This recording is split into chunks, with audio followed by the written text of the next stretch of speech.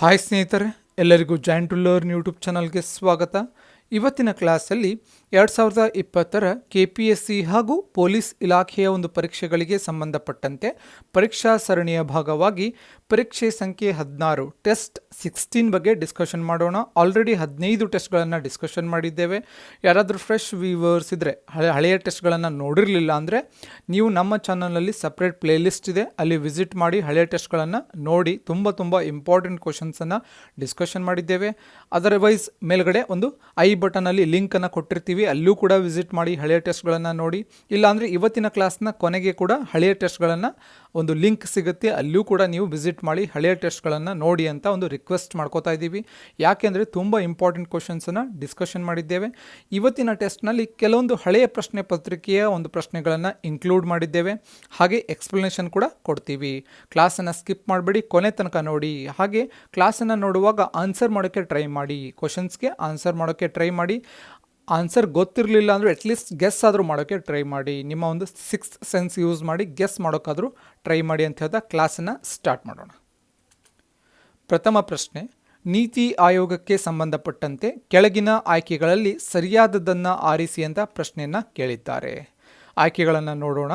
ನೀತಿ ಆಯೋಗದ ಪ್ರಥಮ ಉಪಾಧ್ಯಕ್ಷರು ಮಾಂಟೇಂಗ್ ಸಿಂಗ್ ಅಹುಲ್ವಾಲಿಯಾ. ನೀತಿ ಆಯೋಗ ರಚನೆಯಾಗಿದ್ದು 2016ರಲ್ಲಿ. ನೀತಿ ಆಯೋಗದ ಅಧ್ಯಕ್ಷರು ರಾಷ್ಟ್ರಪತಿಯಾಗಿರುತ್ತಾರೆ. ಯಾವುದೂ ಸರಿಯಲ್ಲ, ಅಂದರೆ ಮೇಲಿನ ಯಾವ ಹೇಳಿಕೆಯೂ ಸರಿಯಿಲ್ಲ ಅಂತ 4ನೇ ಆಯ್ಕೆ ಕೊಟ್ಟಿದ್ದಾರೆ. ಇಂಥ ಸಮಯದಲ್ಲಿ ಸ್ವಲ್ಪ ನೀವು ಕರೆಕ್ಟಾಗಿ ಆಪ್ಷನ್ಸನ್ನು ನೋಡಬೇಕಾಗುತ್ತೆ. ಕನ್ಫ್ಯೂಸ್ ಮಾಡೋಕ್ಕೆ ಕೊಟ್ಟಿರ್ತಾರೆ ಮತ್ತು ಇನ್ ಬಿಟ್ವೀನ್ ಚೇಂಜಸ್ ಮಾಡಿರ್ತಾರೆ. ಸೊ ಇದಕ್ಕೆ ಸರಿಯಾದ ಉತ್ತರ ಏನಾಗುತ್ತೆ ಅಂದರೆ ಯಾವುದೂ ಸರಿಯಲ್ಲ ಆಗುತ್ತೆ. ಯಾಕೆ ಕಾರಣ ಅಂತಂದರೆ ನೀತಿ ಆಯೋಗದ ಪ್ರಥಮ ಉಪಾಧ್ಯಕ್ಷರು ಅರವಿಂದ್ ಪನೆಗಾರಿಯಾ. ಮಾಂಟೇಂಗ್ ಸಿಂಗ್ ಅಹುಲ್ವಾಲಿಯಾ ಅಲ್ಲ, ಅರವಿಂದ್ ಪನೆಗಾರಿಯಾ ಪ್ರಥಮ ಉಪಾಧ್ಯಕ್ಷರು. ಮತ್ತು ನೀತಿ ಆಯೋಗ ರಚನೆಯಾಗಿದ್ದು 1 ಜನವರಿ 2015ರಲ್ಲಿ. ಹಾಗೆ ನೀತಿ ಆಯೋಗದ ಅಧ್ಯಕ್ಷರು ಪ್ರಧಾನಮಂತ್ರಿ ಆಗಿರುತ್ತಾರೆ. ಅಲ್ಲಿ ರಾಷ್ಟ್ರಪತಿ ಅಂತ ಕೊಟ್ಟಿರ್ತೀವಲ್ವಾ, ಆಪ್ಷನ್ಸಲ್ಲಿ ಏನು ಕೊಟ್ಟಿದ್ದಾರೆ, ರಾಷ್ಟ್ರಪತಿ ಅಂತ ಕೊಟ್ಟಿದ್ದಾರೆ. ಇದು ರಾಷ್ಟ್ರಪತಿ ಆಗಲ್ಲ, ಪ್ರಧಾನಮಂತ್ರಿ ಆಗಿರ್ತಾರೆ, ಪ್ರೈಮ್ ಮಿನಿಸ್ಟರ್ ಇರ್ತಾರೆ. ಮತ್ತು ಇದು 2016 ಅಂತ ಕೊಟ್ಟಿದ್ದಾರೆ. ಇದು 2015ರಲ್ಲಿ ನೀತಿ ಆಯೋಗ ರಚನೆಯಾಗಿತ್ತು. ಇದು ಮಾಂಟೇಂಗ್ ಸಿಂಗ್ ಅಹುಲ್ವಾಲಿಯಾ ಅಂತ ಕೊಟ್ಟಿದ್ದಾರೆ. ಎಲ್ಲ ಇದು ಅರವಿಂದ್ ಪನೆಗಾರಿಯಾ ಪ್ರಥಮ ಉಪಾಧ್ಯಕ್ಷರಾಗಿರ್ತಾರೆ. ಸೊ ಆದ್ದರಿಂದ ಸರಿಯಾದ ಉತ್ತರ ಯಾವುದೂ ಸರಿಯಲ್ಲ ಅಂತ ಆಗುತ್ತೆ. ಸೊ ಇವೆಲ್ಲವನ್ನು ನೀವು ಬೇಕಾದರೆ ನೋಟ್ ಡೌನ್ ಮಾಡ್ಕೋಬಹುದು. ವಿಡಿಯೋನ ಪಾಸ್ ಮಾಡಿ ಪಾಯಿಂಟ್ಸನ್ನು ನೋಟ್ ಡೌನ್ ಮಾಡ್ಕೊಳ್ಳಿ. ತುಂಬ ಇಂಪಾರ್ಟೆಂಟ್ ಆದಂಥ ಪಾಯಿಂಟ್ಸ್ ಇರುತ್ತೆ. ಯಾವುದೋ ಒಂದು ಪಾಯಿಂಟ್ ಪ್ರಶ್ನೆಯಾಗಿ ಪರೀಕ್ಷೆಯಲ್ಲಿ ಬರುವಂಥ ಚಾನ್ಸಸ್ ಇರುತ್ತೆ. ಈ ಕೆಳಗಿನ ಯಾವ ಅರಸನಿಗೆ ಜಗದ್ಗುರು ಎಂಬ ಒಂದು ಬಿರುದು ಇಡಲಾಗಿತ್ತು ಅಂತ ಪ್ರಶ್ನೆಯನ್ನು ಕೇಳಿದ್ದಾರೆ. ಸೊ ಆಯ್ಕೆಗಳನ್ನು ಅಬ್ಸರ್ವ್ ಮಾಡಿ ಆನ್ಸರ್ ಮಾಡೋಕ್ಕೆ ಟ್ರೈ ಮಾಡಿ. ಆಯ್ಕೆಗಳು: ಅಲಿ ಆದಿಲ್ ಶಾ, ಅಳಿಯ ರಾಮರಾಯ, 3ನೇ ಬಲ್ಲಾಳ, 2ನೇ ಇಬ್ರಾಹಿಂ ಆದಿಲ್ ಶಾ. 2 ಸೆಕೆಂಡ್ ಟೈಮ್ ತೊಗೊಂಡು ಆನ್ಸರ್ ಮಾಡೋಕ್ಕೆ ಟ್ರೈ ಮಾಡಿ. ಸೊ ಅಟ್ಲೀಸ್ಟ್ ಗೊತ್ತಿರಲಿಲ್ಲ ಅಂದರೂ ಯಾವುದೋ ಒಂದು ಆನ್ಸರನ್ನು ಗೆಸ್ ಮಾಡೋಕ್ಕಾದರೂ ಟ್ರೈ ಮಾಡಿ. ಸೊ ಇದಕ್ಕೆ ಸರಿಯಾದ ಉತ್ತರ ಏನಾಗುತ್ತೆ? 2ನೇ ಇಬ್ರಾಹಿಂ ಆದಿಲ್ ಶಾ ಆಗುತ್ತೆ. 2ನೇ ಇಬ್ರಾಹಿಂ ಆದಿಲ್ ಶಾಗೆ ಜಗದ್ಗುರು ಅಂತ ಕರಿತಾ ಇದ್ರು, ಹೌದಲ್ವಾ? ಜಗದ್ಗುರು. ಶಾಹಿ ಡೈನೆಸ್ಟಿ, ಆದಿಲ್ ಶಾಹಿ ಡೈನೆಸ್ಟಿ ಬಗ್ಗೆ ಕೇಳಿದ್ದೀರಾ, ಎಲ್ರಿಗೂ ಗೊತ್ತಿರುತ್ತೆ. ಸೊ ಈ ನೋಡೋದಾದರೆ ಇವನ ಮರಣದ ನಂತರ, 2ನೇ ಇಬ್ರಾಹಿಂ ಆದಿಲ್ ಶಾ ಮರಣದ ನಂತರ ಮೊಹಮ್ಮದ್ ಆದಿಲ್ ಶಾ ಅಧಿಕಾರಕ್ಕೆ ಬರ್ತಾನೆ. ಸೊ ಆದಿಲ್ ಶಾ ಮನೆತನದ ಬಗ್ಗೆ ತುಂಬ ಕೇಳಿದಿರಾ, ಅಥವಾ ಒಂದು ಬಿಜಾಪುರ್ನ ಒಂದು ಗೋಲ್ ಗುಂಬಜ್ ಏನಿದೆ ಅಲ್ವಾ, ಗೋಲ್ ಗುಂಬಜ್, ಅದರ ಒಂದು ಸ್ಥಾಪಕರಾಗಿರ್ಬೋದು ಅಥವಾ ಅದನ್ನು ಕಟ್ಟಿಸಿದವರು ಆದಿಲ್ ಶಾ ಮನೆತನದವರು. ಯಾರು ಕಟ್ಟಿಸಿದ್ರು ಅಂತ ಕಮೆಂಟ್ ಸೆಕ್ಷನಲ್ಲಿ ಕಮೆಂಟ್ ಮಾಡಿ. ಗೋಲ್ ಗುಂಬಜನ್ನು ಆದಿಲ್ ಶಾ ಮನೆತನದ ಯಾವ ರಾಜ ಕಟ್ಟಿಸಿದ ಅಥವಾ ಯಾವ ರಾಜ ಅದನ್ನು ಒಂದು ನಿರ್ಮಾಣ ಮಾಡ್ದ ಅಂತ ಹೇಳಿ ನೀವು ಕಮೆಂಟ್ ಸೆಕ್ಷನಲ್ಲಿ ಹೇಳಬೇಕು. ಕಮೆಂಟ್ ಸೆಕ್ಷನಲ್ಲಿ ಹೇಳಿ ಅಂದ ತಕ್ಷಣ ಕಂಪಲ್ಸರಿ ಹೇಳೋಕ್ಕೆ ನೀವು ಪ್ರಯತ್ನ ಪಡಬೇಕಾಗುತ್ತೆ. ಯಾಕೆಂದರೆ ಒಂದು ಪಾಯಿಂಟ್ ನಿಮ್ಗೆ ಹೇಳೋಕ್ಕೆ ನೀವು ಆ್ಯಕ್ಟಿವ್ ಇರ್ತೀರ, ಪ್ಲಸ್ ಏನು ಅಂದರೆ ನಿಮಗೆ ಎಕ್ಸ್ಟ್ರಾ ನಾಲೆಡ್ಜ್ ಸಿಗುತ್ತೆ. ಮಾನವನ ದೇಹ ಅನೇಕ ರಾಸಾಯನಿಕ ಧಾತುಗಳಿಂದ ಆಗಿದೆ. ದೇಹದಲ್ಲಿ ಅತ್ಯಧಿಕ ಪ್ರಮಾಣದಲ್ಲಿ ಇರುವ ಧಾತು ಯಾವುದು ಅಂತ ಪ್ರಶ್ನೆಯನ್ನು ಕೇಳಿದ್ದಾರೆ. ಆಯ್ಕೆಗಳು: ಕಾರ್ಬನ್, ಹೈಡ್ರೋಜನ್, ಆಕ್ಸಿಜನ್, ನೈಟ್ರೋಜನ್. ಸರಿಯಾದ ಉತ್ತರ ಯಾವುದಾಗುತ್ತೆ?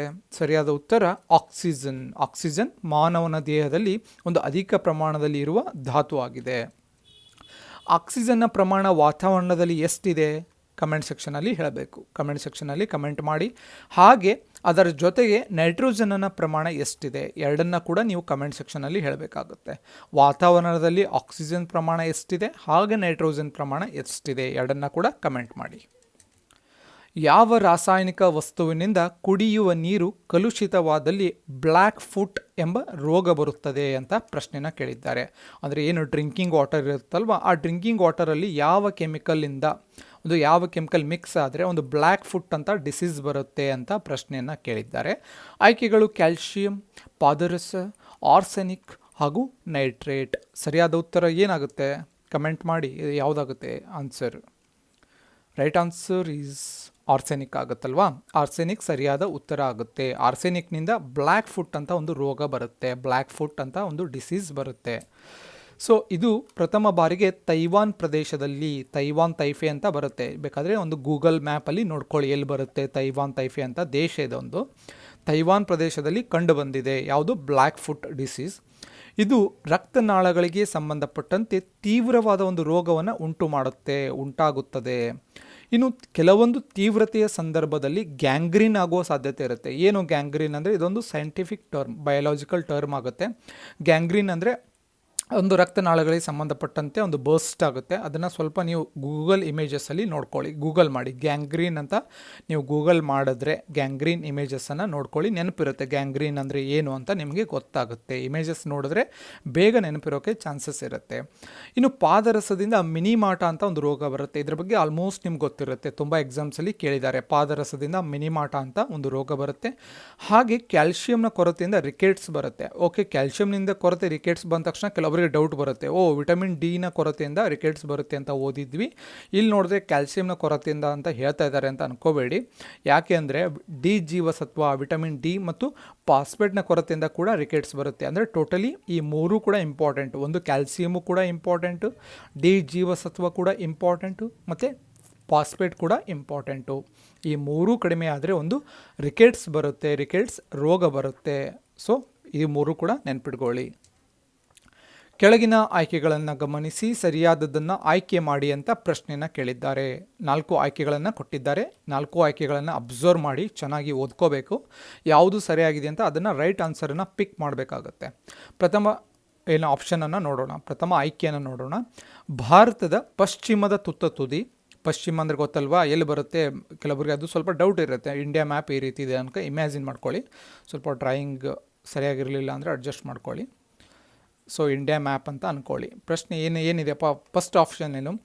ಭಾರತದ ಪಶ್ಚಿಮದ ತುದಿ ಗುಜರಾತ್ನ ಕಚ್ ಜಿಲ್ಲೆಯ ಗೌರ್ಮೋಟಿ ಎಂಬ ಹಳ್ಳಿ ಅಂತ ಕೊಟ್ಟಿದ್ದಾರೆ, ಹೌದಲ್ವಾ? 1ನೇ ಆಯ್ಕೆ.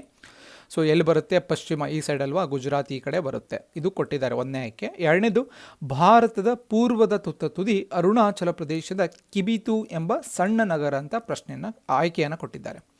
ಸೊ 2ನ್ನ ನೋಡ್ಕೊಳ್ಳಿ. ಭಾರತದ ಪಶ್ಚಿಮದ ತುದಿ ಗುಜರಾತ್ನ ಕಚ್ ಜಿಲ್ಲೆಯ ಗೌರ್ಮೋಟಿ, ಭಾರತದ ಪೂರ್ವದ ತುದಿ ಅರುಣಾಚಲ ಪ್ರದೇಶದ ಕಿಬಿತು, ಎಲ್ಲಿ ಅರುಣಾಚಲ ಪ್ರದೇಶ ಈ ಕಡೆ ಬರುತ್ತಲ್ವಾ.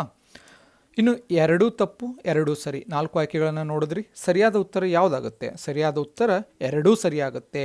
ಭಾರತದ ಪಶ್ಚಿಮದ ತುದಿ ಗುಜರಾತ್ನ ಕಚ್ ಜಿಲ್ಲೆಯ ಗೌರ್ಮೋಟಿ ಹಾಗೂ ಭಾರತದ ಪೂರ್ವದ ತುದಿ ಅರುಣಾಚಲ ಪ್ರದೇಶದ ಕಿಬಿತು ಎಂಬ ಒಂದು ಸಣ್ಣ ನಗರ. ಪೂರ್ವ ಪಶ್ಚಿಮ ನೋಡ್ಕೊಂಡ್ರಿ, ಹಾಗಾದರೆ ಉತ್ತರ ದಕ್ಷಿಣ ಕೂಡ ತಿಳ್ಕೊಬೇಕಾಗುತ್ತೆ. ಭಾರತದ ಉತ್ತರದ ತುದಿ ಯಾವುದು ಅಂದರೆ ಹಿಮಾಲಯದ ಕಾರಾಕೋರಂ ಸರಣಿಯಲ್ಲಿ ಇರುವಂತಹ ಇಂದಿರಾಕೋಲ್.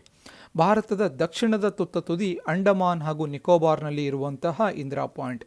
ಈ 4 ತುದಿಗಳು ನಾರ್ತ್, ಸೌತ್, ಈಸ್ಟ್, ವೆಸ್ಟ್ ಎಲ್ಲವೂ ಕೂಡ ಇಂಪಾರ್ಟೆಂಟ್. ತುಂಬ ಎಕ್ಸಾಮ್ಸಲ್ಲಿ ಒಂದು ಪ್ರಶ್ನೆ ಆದರೂ ಕೇಳಕ್ಕೆ ಇರ್ತಾರೆ. 4 ಪಾಯಿಂಟು ಇಂಪಾರ್ಟೆಂಟ್. ನೀವು 4 ಪಾಯಿಂಟ್ಸ್, ಒಂದು ಕ್ವಶನಲ್ಲಿ 4 ಪಾಯಿಂಟ್ಸನ್ನು ಕವರ್ ಮಾಡಿದ್ದೇವೆ. 4 ಪಾಯಿಂಟ್ಸನ್ನು ನೋಟ್ ಡೌನ್ ಮಾಡ್ಕೊಳ್ಳಿ. ಎಕ್ಸ್ಟ್ರಾ ಇನ್ಫಾರ್ಮೇಷನ್ ಹೇಳೋ ಉದ್ದೇಶ ಏನು ಅಂತಂದರೆ, ತುಂಬ ಕ್ವಶನ್ಸನ್ನು ಒಂದು ವಿವರಣಾತ್ಮಕವಾಗಿ ಡಿಸ್ಕಸ್ ಮಾಡ್ತಾ ಇದ್ದೀವಿ. ಕಾರಣ ಏನು ಅಂತಂದರೆ, ಕೇವಲ ಪ್ರಶ್ನೆ ಆನ್ಸರು ಏನು ಪ್ರಶ್ನೆ ಉತ್ತರ ಹೇಳಿದ್ರೆ ಅದರದ್ದು ಯೂಸ್ ಆಗಲ್ಲ. ಸೊ ವಿವರಣಾತ್ಮಕವಾಗಿ ಒಂದು ಎಕ್ಸ್ಪ್ಲನೇಷನ್ ಜಾಸ್ತಿ ಕೊಡೋ ಉದ್ದೇಶ ಏನು ಅಂತಂದರೆ, 1 ಅಥವಾ 2 ಪಾಯಿಂಟ್ ಎಕ್ಸ್ಟ್ರಾ ನಾವೇನು ಹೇಳ್ತೀವಲ್ಲ ಅದು ಪ್ರಶ್ನೆ ಆಗೋ ಚಾನ್ಸಸ್ ಇರುತ್ತೆ ಒನ್ ಆರ್ ದ ಅದರ್ ಎಕ್ಸಾಮ್ಸಲ್ಲಿ. ಅದು FD ಇರ್ಬೋದು, SDA ಇರ್ಬೋದು, KSRP ಇರ್ಬೋದು, PSI ಇರ್ಬೋದು, PC ಇರ್ಬೋದು, ಯಾವುದೇ ಎಕ್ಸಾಮ್ ಇರ್ಬೋದು. ಈ ಎಲ್ಲ ಎಕ್ಸಾಮ್ಸಲ್ಲಿ ಒಂದು ಎಕ್ಸಾಮ್ ಯಾವುದ್ರಲ್ಲಾದರೂ ಈ ಪ್ರಶ್ನೆ ಬರುವಂಥ ಚಾನ್ಸಸ್ ಇರುತ್ತೆ. ಸೊ ಸರಿಯಾಗಿ ನೋಡ್ಕೊಳ್ಳಿ, ನೆಗ್ಲೆಕ್ಟ್ ಮಾಡಬೇಡಿ. ಇದನ್ನೆಲ್ಲ ನೀವು ಕಲೆಕ್ಟ್ ಮಾಡ್ಕೊಳ್ಳೋಕ್ಕೆ ನಿಮಗೆ 1 ದಿನ ಟೈಮ್ ತೊಗೊಳುತ್ತೆ, ಬೇಗ ಕಲೆಕ್ಟ್ ಮಾಡ್ಕೊಳ್ಳೋಕ್ಕಾಗಲ್ಲ. ಸೊ ಸರಿಯಾಗಿ ಯೂಸ್ ತೊಗೊಳ್ಳಿ, ಪಾಯಿಂಟ್ಸನ್ನು ಮಾಡ್ಕೊಳ್ಳಿ. ವಿಜಯನಗರ ಆಳ್ವಿಕೆಯ ರಾಜರ ಸಮ್ಮುಖದಲ್ಲಿ ಯಾವ ಹಬ್ಬದಲ್ಲಿ ನರ್ತಕಿಯರು ನರ್ತನ ಇದು ನರ್ತನ ಆಗಬೇಕು. ಸಾರಿ, ಪ್ರಿಂಟ್ ಸ್ವಲ್ಪ ಮಿಸ್ಟೇಕ್ ಆಗಿದೆ, ಟೈಪಿಂಗ್ ಮಿಸ್ಟೇಕು. ನರ್ತನ ಹಾಗೂ ಕುಸ್ತಿ ಮಾಡುತ್ತಿದ್ದರು ಅಂತ ಪ್ರಶ್ನೆಯನ್ನು ಕೇಳಿದ್ದಾರೆ. ಆಯ್ಕೆಗಳು ದೀಪಾವಳಿ, ಮಹಾನವಮಿ, ಹೋಳಿ, ಯುಗಾದಿ. ಸರಿಯಾದ ಉತ್ತರ ಏನಾಗುತ್ತೆ? ಮಹಾನವಮಿ ಆಗುತ್ತೆ. ಇದೊಂದು ಹಳೆಯ ಪ್ರಶ್ನೆ ಪತ್ರಿಕೆ ಒಂದು ಪ್ರಶ್ನೆ ಆಗಿರುತ್ತೆ. ಪ್ರಶ್ನೆ ಕೇಳಿಲ್ಲ ಅನ್ಕೋಬೇಡಿ, ಪ್ರಶ್ನೆ ಡಿಫಿಕಲ್ಟ್ ಅನಿಸುತ್ತೆ. ಪ್ರಶ್ನೆಯನ್ನು ಕೇಳಿದ್ದಾರೆ, KPSCಯಲ್ಲಿ ಈ ಪ್ರಶ್ನೆಯನ್ನು ಕೇಳಿದ್ದಾರೆ. ಮಹಾನವಮಿಯ ದಿನದಂದು ನರ್ತನ ಮತ್ತು ಕುಸ್ತಿಯನ್ನು ಮಾಡ್ತಾಯಿದ್ರು.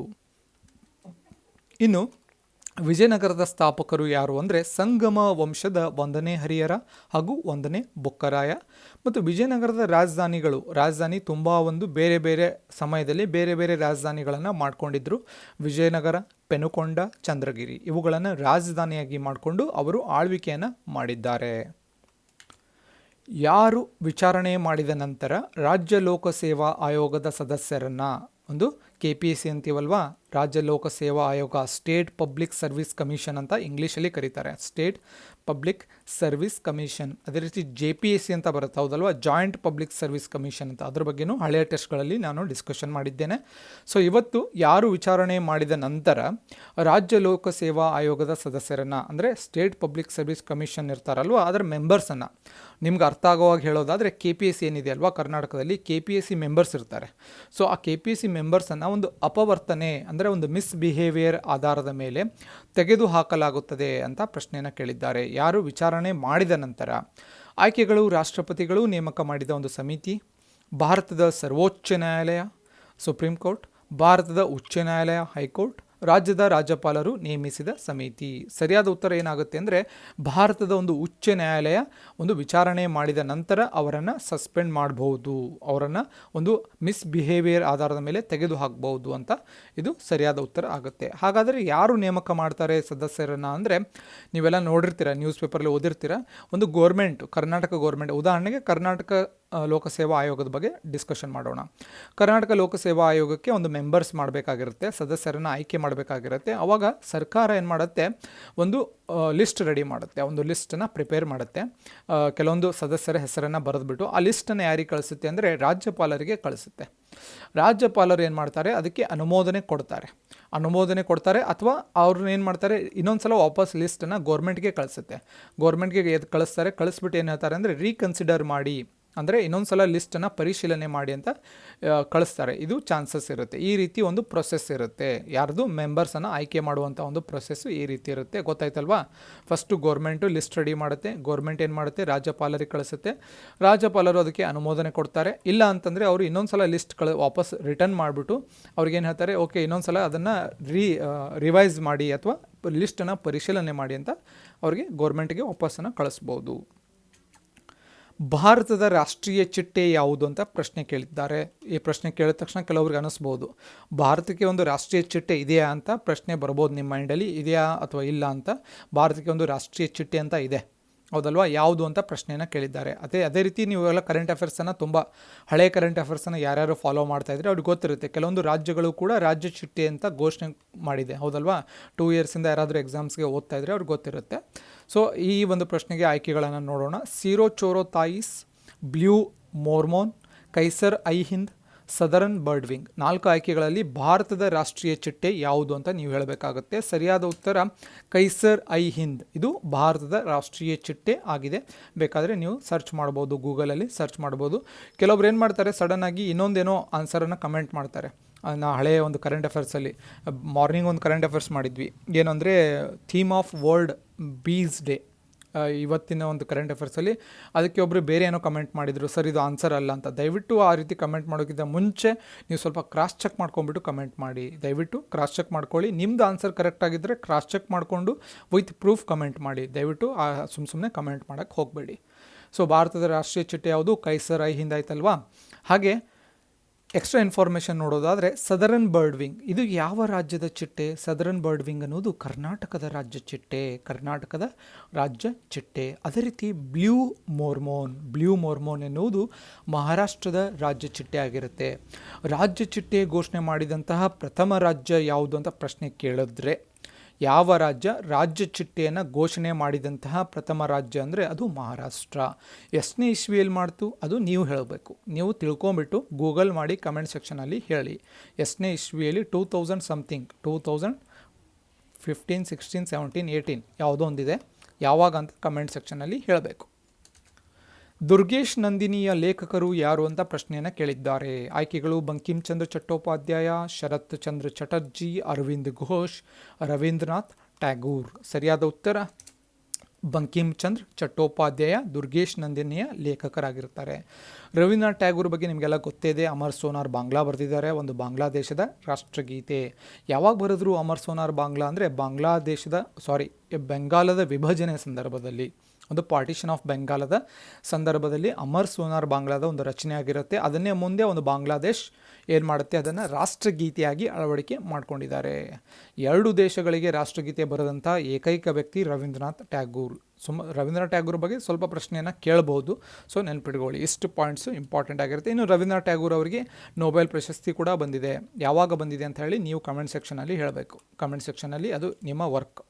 ಯಾಕಂದರೆ ಹಳೆಯ ಕರೆಂಟ್ ಅಫೇರ್ಸಲ್ಲಿ ಹಾಗೆ ಹಳೆಯ ಟೆಸ್ಟ್ಗಳಲ್ಲಿ ತುಂಬ ಸಲ ನಾನು ಹೇಳಿದ್ದೀನಿ, ದಯವಿಟ್ಟು ಹಳೆಯ ಟೆಸ್ಟ್ಗಳನ್ನು ನೋಡಿ. ತುಂಬ ಇಂಪಾರ್ಟೆಂಟ್ ಕ್ವಶನ್ಸನ್ನು ಡಿಸ್ಕಷನ್ ಮಾಡ್ತಾ ಇದ್ದೀವಿ. ಇವತ್ತು 16ನೇ ಟೆಸ್ಟ್ ಡಿಸ್ಕಷನ್ ಮಾಡ್ತಾ ಇದ್ದೀವಿ ಅಂದ ತಕ್ಷಣ ಕೇವಲ 160 ಕ್ವಶನ್ಸನ್ನು ಕವರ್ ಮಾಡಿದ್ದೀವಿ ಅಂತ ಅಲ್ಲ. ನಾವು ಹೇಳುವಂಥ ಪಾಯಿಂಟ್ಸು ಸುಮಾರು ಒಂದು 500 ಪಾಯಿಂಟ್ಸನ್ನು ಕೂಡ ಕವರ್ ಮಾಡಿರ್ತೀವಿ. ಇಷ್ಟು ಟೆಸ್ಟಲ್ಲಿ ಸುಮಾರು ಒಂದು 500 ಪಾಯಿಂಟ್ಸನ್ನು ಕವರ್ ಮಾಡಿರ್ಬೋದು. ಸೊ ನೀವು ಟೆಸ್ಟ್ಗಳನ್ನು ನೋಡಿದ್ರೆ ತುಂಬ ಯೂಸ್ಫುಲ್ ಆಗುತ್ತೆ. ಭಾರತದಲ್ಲಿನ ಯಾವ ದೇವಾಲಯವನ್ನು ಬ್ಲ್ಯಾಕ್ ಪಗೋಡಾ ಅಂತ ಕರೀತಾರೆ ಅಂತ ಪ್ರಶ್ನೆಯನ್ನು ಕೇಳಿದ್ದಾರೆ.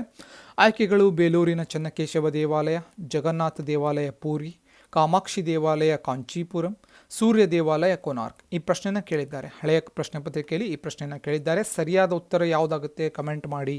ಸರಿಯಾದ ಉತ್ತರ ಯಾವುದಾಗುತ್ತೆ? ಸರಿಯಾದ ಉತ್ತರ ಸೂರ್ಯ ದೇವಾಲಯ ಕೊನಾರ್ಕ್ದಲ್ಲಿರುವಂಥ ಸೂರ್ಯ ದೇವಾಲಯವನ್ನು ಒಂದು ಬ್ಲ್ಯಾಕ್ ಪಗೋಡಾ ಅಂತ ಕರೀತಾರೆ. ಯಾಕೆ ಕರೀತಾರೆ ಬ್ಲ್ಯಾಕ್ ಪಗೋಡಾ ಅಂತ ನಿಮಗೆ ಹೇಳಬೇಕು ಅಂತಂದರೆ ನೀವು ಇಮೇಜಸನ್ನು ನೋಡಬೇಕು. ಗೂಗಲ್ ಮಾಡಿ, ಇಮೇಜಸನ್ನು ಗೂಗಲ್ ಮಾಡಿದ್ರೆ ಇದು ಯಾಕೆ ಬ್ಲ್ಯಾಕ್ ಪಗೋಡಾ ಅಂತ ಕರೀತಾರೆ ಅಂತ ಗೊತ್ತಾಗುತ್ತೆ ನಿಮಗೆ. ಗೂಗಲ್ ಇಮೇಜಸ್ ಮಾಡಿದ್ರೆ ಗೊತ್ತಾಗುತ್ತೆ. ಸೊ ಗೂಗಲ್ ಮಾಡಿ ಇದೊಂದು ಇಮೇಜಸನ್ನು ನೋಡಿ. ಇಮೇಜಸ್ ನೋಡೋದ್ರಿಂದ ಖಾಲಿ ಸುಮ್ಮನೆ ಕೂತಿರ್ತೀರ, ಅವಾಗವಾಗ ಸ್ವಲ್ಪ ಇಮೇಜಸ್ ನೋಡಿ, ಗೂಗಲ್ ಮಾಡಿ. ಸುಮ್ಮನೆ ಒಂದು ಮೆಸೇಜ್ ಮಾಡೋ ಬದಲು, ಟೆಕ್ಸ್ಟ್ ಮಾಡೋ ಬದಲು ಒಂದು ಇಮೇಜಸನ್ನು ನೋಡಿದ್ರೆ ನಿಮಗೆ ಒಂದು ಜಾಸ್ತಿ ನೆನಪಿರುವಂಥ ಚಾನ್ಸಸ್ ಇರುತ್ತೆ. ಇಷ್ಟು ಇವತ್ತಿನ ಒಂದು ಟೆಸ್ಟ್ 16 ಬಗ್ಗೆ ಡಿಸ್ಕಷನ್ ಮಾಡಿದ್ದೇವೆ. ವಿಡಿಯೋ ಇಷ್ಟ ಆದರೆ ಒಂದು ಲೈಕ್ ಮಾಡಿ, ನಿಮ್ಮ ಫ್ರೆಂಡ್ಸ್ಗೆ ಶೇರ್ ಮಾಡಿ. ತುಂಬ ಜನ ಹಳ್ಳಿಯಲ್ಲಿರ್ತಾರೆ, ಕೆಲವೊಬ್ರು ಹೇಳ್ತಾರೆ ಸರ್ ಮೆಂಟಲ್ ಎಬಿಲಿಟಿ ಅಂದರೆ ಏನು ಅಂತ ಕೆಲವರಿಗೆ ಗೊತ್ತಿಲ್ಲ. ಕಮೆಂಟ್ ಮಾಡಿದ್ದಾರೆ ತುಂಬ ಜನ, ಮೆಂಟಲ್ ಎಬಿಲಿಟಿ ಅಂದರೆ ಏನು, ಕರೆಂಟ್ ಅಫೇರ್ಸ್ ಅಂದರೆ ಏನು ಅಂತ ಎಷ್ಟೊಂದು ಜನಕ್ಕೆ ಗೊತ್ತಿಲ್ಲ. ದಯವಿಟ್ಟು ಅಂಥವ್ರಿಗೆ ಸಜೆಷನ್ ಮಾಡಿ, ಅಂಥವ್ರಿಗೆ ವಿಡಿಯೋಸನ್ನು ಶೇರ್ ಮಾಡಿ. ನಿಮ್ಮ ಸಪೋರ್ಟ್ ನಮಗೆ ತುಂಬ ಇಂಪಾರ್ಟೆಂಟ್ ಆಗಿರುತ್ತೆ. ಯಾಕೆಂದರೆ ಮೋಟಿವೇಶನ್ ಬೇಕಲ್ವಾ, ನಮಗೆ ಒಂದು ಸಪೋರ್ಟ್ ಬೇಕು, ಮೋಟಿವೇಶನ್ ಬೇಕು. ವಿಡಿಯೋ ಇಷ್ಟ ಆದರೆ ಒಂದು ಲೈಕ್ ಮಾಡಿ, ಶೇರ್ ಮಾಡಿ, ಹಾಗೂ ನಮ್ಮ ಚಾನಲ್ಗೆ ಸಬ್ಸ್ಕ್ರೈಬ್ ಆಗೋದನ್ನು ಮರಿಬೇಡಿ. ಹಾಗೆ ನಿಮ್ಮ ಫೀಡ್ಬ್ಯಾಕ್ಸ್, ನಿಮ್ಮ ಒಂದು ಕಮೆಂಟ್ಸ್, ನಿಮ್ಮ ಒಂದು ರಿವ್ಯೂಸ್ ಏನೇ ಇದ್ರೂ ಕೆಳಗಡೆ ಕಮೆಂಟ್ ಸೆಕ್ಷನಲ್ಲಿ ಕಮೆಂಟ್ ಮಾಡಿ. ಹಾಗೆ ನಿಮ್ಗೆ ಏನಾದರೂ ಒಂದು ರಿಕ್ವೈರ್ಮೆಂಟ್ ಇದ್ದರೂ ಕಮೆಂಟ್ ಮಾಡಿ. ಕೆಲವರು ಮೆಂಟಲ್ ಎಬಿಲಿಟಿ ಮಾಡಿ ಸರ್ ಮಾಡಿ ಅಂತಿದ್ದಾರೆ. ನಮಗೆ ಸ್ವಲ್ಪ ಬೇರೆ ವರ್ಕ್ ಇದೆ, ಬೇರೆ ವರ್ಕ್ಗಳ ಒಂದು ಟೈಮ್ ಶಾರ್ಟೇಜ್ ಇದೆ, ಆದ ಕಾರಣದಿಂದ ಮಾಡೋಕ್ಕಾಗ್ತಿಲ್ಲ. ಸೊ ಟ್ರೈ ಮಾಡ್ತೀವಿ ಮಾಡೋಕ್ಕೆ.